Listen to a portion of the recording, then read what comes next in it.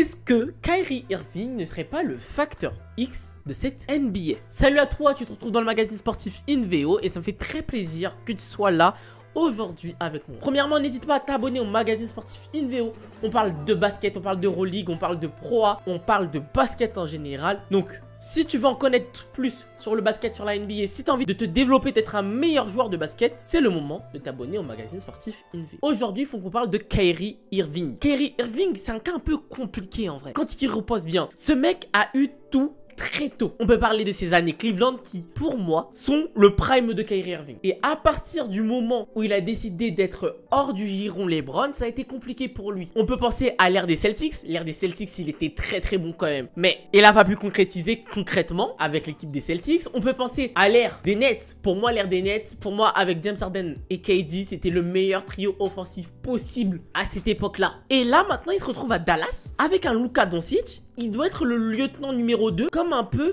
un lieutenant de LeBron à l'ancienne. Sauf que là, maintenant, c'est Luka Doncic. Luka Doncic, on sait comment il est fort. On sait comment il est dominant. On sait son style de jeu. Et on connaît aussi le style de jeu, justement, de Kyrie Irving. Et moi, ça me pose des problèmes, en vrai. Ça me pose des problèmes parce que je me dis que les deux ne peuvent pas vivre sans le ballon. Enfin, c'est pas qu'ils ne peuvent pas vivre sans le ballon, mais ils sont quand même très dépendants du ballon quand il s'agit de dominer. D'être les meilleurs dans leur catégorie, d'être les meilleurs meneurs, d'être le meilleur combo.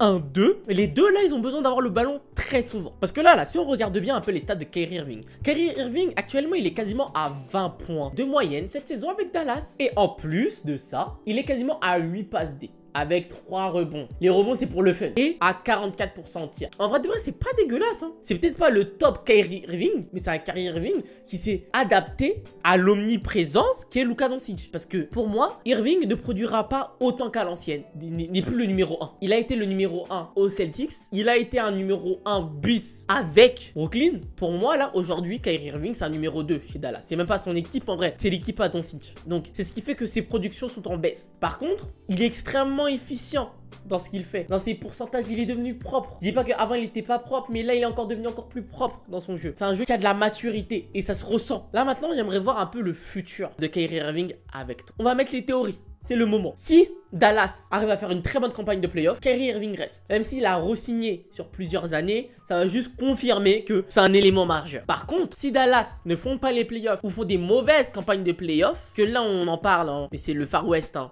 à l'Ouest justement. Là, personne n'est assuré d'avoir sa place. Donc s'ils font pas les playoffs ou si ils font les playoffs mais une mauvaise campagne de play-in et de playoffs, ça va se ressentir. Il y aura des trades et sa valeur est encore pas mal. Et donc du coup Dallas, hein, on connaît Mark Cuban, il est prêt à faire les gros coups. Il pourrait par exemple trader Kyrie Irving contre des role-players, soit des role-players plus ou sinon des personnes qui seront capables d'entourer Doncic. Parce que pour moi Doncic n'est pas bien entouré. Mais bref, reparlons un peu de Kyrie Irving parce que là je suis en train de m'égarer un peu. Je m'égare. Kyrie Irving, s'il fait pas des bonnes campagnes, même s'il produit pas un minimum, ça va être compliqué. Et malgré sa forte valeur marchande, je pense pas qu'il y a beaucoup d'équipes contenders qui voudrait Kyrie Irving là actuellement dans son équipe. Donc pour lui, c'est le bon moment de concrétiser avec Dallas, de construire quelque chose avec Dallas, de construire une vraie fanbase là-bas et de pourquoi pas les emmener au titre. Et toi alors, que penses-tu de Kyrie Irving? C'est quoi ton avis sur lui? Donne-moi ton avis en commentaire. N'hésite pas à t'abonner au magazine sportif InVeo et je te dis à très vite dans une nouvelle vidéo.